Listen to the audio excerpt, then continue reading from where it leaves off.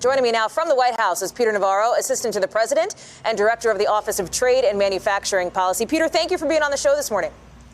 Hey, Hallie, did you have a good night there in the hall? I saw your review afterwards about the rat-a-tat nature of it, but must have been interesting to be there.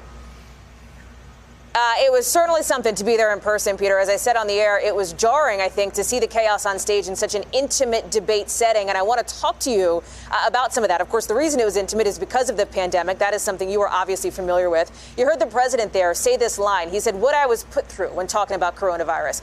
Peter, how does that not come across as tone deaf, given 200,000 people have died in the U.S., millions of people are still out of work? What do you make of that?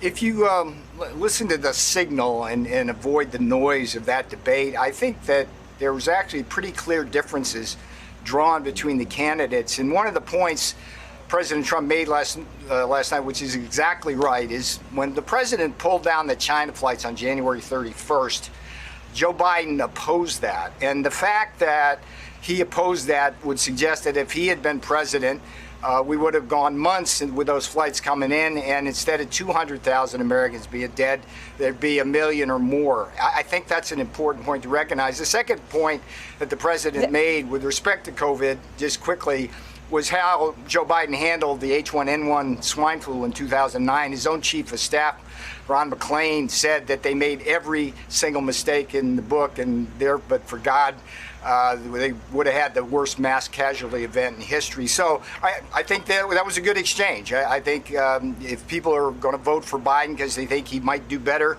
on the China virus, I think they're dead wrong on that. The president underscored that. Peter, a couple of points there. There's just not evidence to support some of those claims, right? And when you talk about the president restricting flights from China, that was months ago, very early on in the start of the pandemic. The questions that have come up, as you know, are more about the response that has happened since then. You also had Joe Biden, of course, pushing back on some of the swine flu attack lines. When the president says, Peter, they've done a great job, there are more than 7 million cases in the U.S., 37,000 cases new just on Monday, right? Would you currently now, Peter, characterize this White House and this president as doing a great job on the response?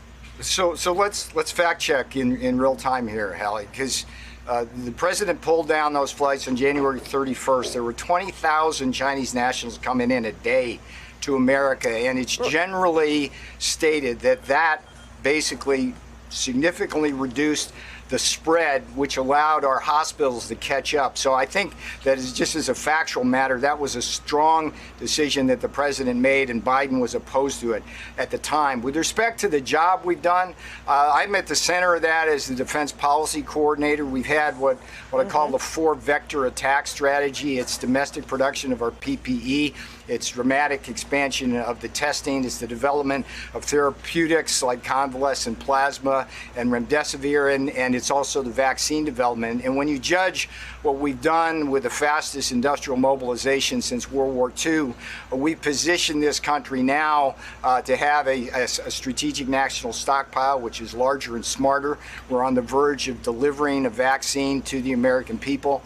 We've got point-of-care testing now in over 100 million going. So I think if you judge what we inherited when the China virus came in, it hit us hard. We didn't know kind of what we had, but I think that we've done better than any administration would have done because of the approach we take. We get stuff done in what I call Trump time. We just do stuff as quickly as we can. Couple of other topics to get to you, Peter, and just noting, of course, that the U.S. has the 5th highest number of deaths per population per 100,000 in the world. But let me ask you about another moment from the debate here when the president, as he is getting a lot of headlines now, for telling the group the Proud Boys to stand back and stand by. Stand by for what? And why didn't the president denounce more strongly the Proud Boys in that moment, Peter? I think that moment for me underscored just how poor Chris Wallace did as a debate moderator. There's an expression in boxing, there's a cut man in the corner.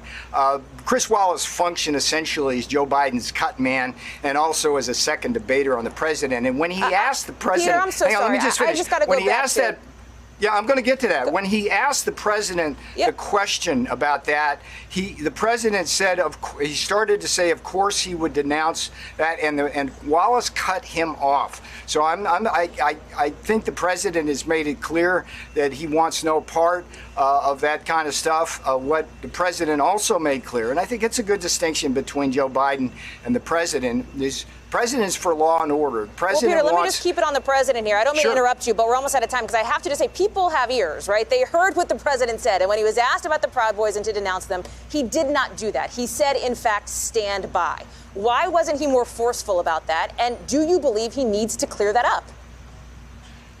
That's not for me to say. What I saw last night was Chris Wallace interrupting him when the president was about to clear that up, and the president and Chris Wallace. I mean, I thought it was Chris Wallace let that thing get out of hand, and then he was Joe Biden's. You think it's Chris Wallace's fault that the president didn't denounce white supremacists? You see how some people would have, I think, some trouble. The president has denounced white supremacists repeatedly. You guys just aren't hearing that. What I think Chris Wallace did last night was basically serve as Joe Biden's cut man. Every time Biden got into trouble, I mean, you look, it's just a factual matter. Wallace interrupted 76 times with the president and 15 times with Joe Biden. Thank you for checking out our YouTube channel. Why don't you subscribe? It's really easy. Just click on that button down there. And for more news from MSNBC, click on any of these videos here for the latest interviews and highlights. You can get more videos from MSNBC with our newsletters. Head over to msnbc.com/newsletters to sign up.